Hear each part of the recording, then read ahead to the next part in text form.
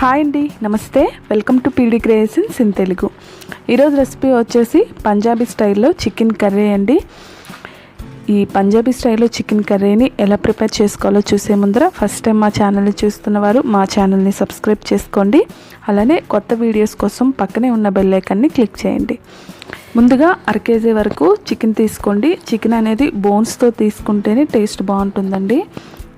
శుభ్రంగా కడిగి వాటర్ లేకుండా ఒక బౌల్లోకి తీసుకున్న తర్వాత ఇందులో 1/2 టేబుల్ స్పూన్ వరకు పసుపు, 1/2 స్పూన్ వరకు సాల్ట్, అలానే 1 కప్ వరకు పెరుగుని యాడ్ చేసుకోండి. వీటన్నిటిని ఈ చికెన్లో బాగా కలిసేటట్టు కలుపుకోవాలండి. ఇలా కలుపుకున్న తర్వాత వీటిని 30 మినిట్స్ పాటు పక్కన పెట్టేసుకోండి. ఫ్రిడ్జ్లో పెట్టాల్సిన అవసరం లేదండి, నార్మల్గా బయటనే పెట్టేసేయచ్చు. 30 మినిట్స్ అయిన తర్వాత స్టవ్ వెలిగించి స్టవ్ పైన ఒక ప్యాన్ పెట్టుకొని అందులో 2 టేబుల్ స్పూన్ వరకు ఆయిల్ యాడ్ చేసుకోవాలి. ఆయిల్ హీట్ అయిన తర్వాత ఇందులో 1 ఇంచు దాల్చిన చెక్క, అలానే 1 బిర్యానీ ఆకు, 4 లవంగీలు, 2 ఇలాచి, అలానే 1/2 టేబుల్ స్పూన్ వరకు జీలకర్రని యాడ్ చేసుకొని వేయించుకోవాలి. ఇవి కొద్దిగా వేగిన తర్వాత ఇందులో 2 మీడియం సైజు ఉల్లిపాయలని సన్నగా కట్ చేసుకొని వేసుకోండి. అలానే మంటని మీడియం ఫ్లేమ్లోనే పెట్టుకొని వీటిని ఒక 5 మినిట్స్ పాటు బాగా వేయించుకోవాలండి. ఆనియన్స్ అనేవి సాఫ్ట్గా అయ్యేటట్టు వేయించుకోండి. ఇలా వేయించుకున్న తర్వాత ఇందులో 1 ఇంచు అల్లం ముక్క, అలానే 5-6 వెల్లుల్లి రెబ్బలను వేసుకొని మరొక 2 నిమిషాల వరకు వేయించుకున్న తర్వాత స్టవ్ ఆఫ్ చేసుకొని వీటిని మెత్తని పేస్ట్లా గ్రైండ్ చేసుకొని పక్కన పెట్టుకోండి. స్టవ్ వెలిగించి స్టవ్ పైన ఒక కడాయి పెట్టుకొని అందులో 3 టేబుల్ స్పూన్ వరకు ఆయిల్ని యాడ్ చేసుకోవాలి. ఆయిల్ హీట్ అయిన తర్వాత మనం గ్రైండ్ చేసుకున్న ఉల్లిపాయల పేస్ట్ని యాడ్ చేసేసుకోవాలి. వీటిని ఒక 2 నుంచి 3 నిమిషాల పాటు ఆయిల్లో బాగా వేయించుకోవాలండి. ఇలా వేయించుకున్న తర్వాత ఇందులో 3 మీడియం సైజు టమాటీల్ని మెత్తగా గ్రైండ్ చేసుకొని వేసుకోవాలి. ఇలా యాడ్ చేసుకున్న తర్వాత కూడా టమాటీ పచ్చివాసన పోయేంత వరకు వేయించుకోవాలి. మంటని మీడియం ఫ్లేమ్లో పెట్టుకొని 5 నుంచి 7 నిమిషాల పాటు ఈ టమాటా పచ్చివాసన పోయేంత వరకు వేయించుకోండి. ఇలా వేగిన తర్వాత ఇందులో 2 టేబుల్ స్పూన్ వరకు కారం, అలానే 1/2 టేబుల్ స్పూన్ వరకు సాల్ట్, అలానే 1/2 టేబుల్ స్పూన్ వరకు పసుపు యాడ్ చేసుకోవాలి. కారం మీకు సరిపోదు అనిపిస్తే ఇంకొద్దిగా వేసుకోవచ్చండి.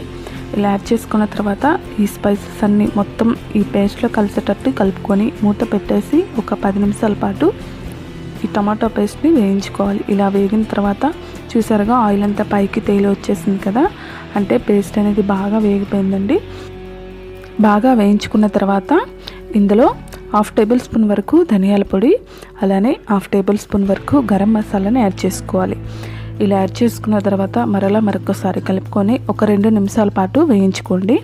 ఇలా వేయించుకున్న తర్వాత ఇందులో మనం ముందుగా మ్యారినేట్ చేసి పక్కన పెట్టుకున్న చికెన్ పీసెస్ని యాడ్ చేసేసుకోవాలి. చికెన్ యాడ్ చేసుకున్న తర్వాత మంటని సిమ్లోనే పెట్టుకొని ఒక 5 మినిట్స్ పాటు వేయించుకోండి. చికెన్లో ఉండే వాటర్ అంతా వచ్చేస్తుంది.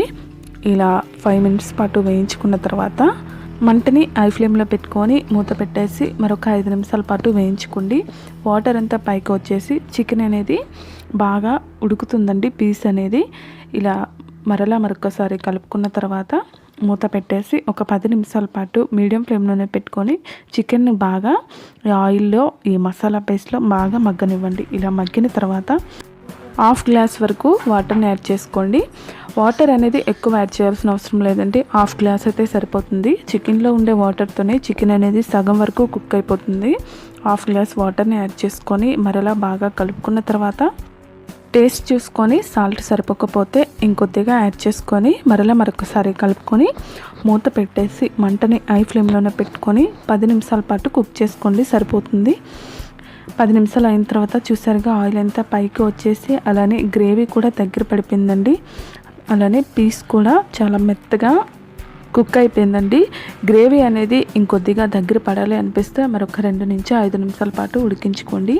గ్రేవీ అవసరమైన వాళ్ళు స్టవ్ ఆఫ్ చేసుకోండి, ఎందుకంటే చల్లారాక ఇంకొంచెం దగ్గర పడుతుంది.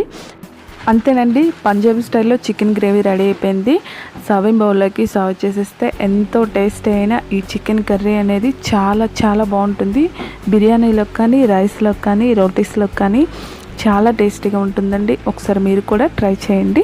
మీకు ఎలా వచ్చిందో మీ ఫీడ్బ్యాక్ని నా కామెంట్ రూపంలో తెలియజేయండి. అలానే ఈ వీడియో మీకు నచ్చినట్టయితే మీ ఫ్రెండ్స్కి, మీ రిలేటివ్స్కి షేర్ చేసి లైక్ చేయండి. Thank you.